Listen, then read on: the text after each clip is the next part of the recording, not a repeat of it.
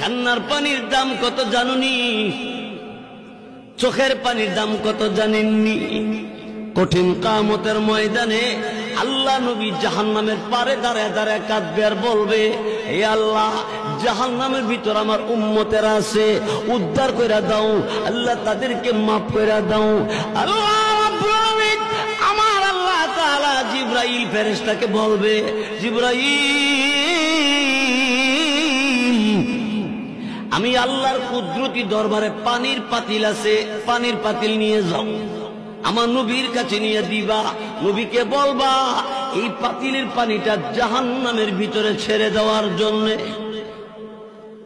রাসূলের কাছে জিবরাইল পানির পাতিল দিবে, আর জিবরাইল ফেরেশতার কাছ থেকে রাসূল পানির পাতিল পাইয়া পানিটা জাহান্নামের ভিতরে ছেড়ে দিবে।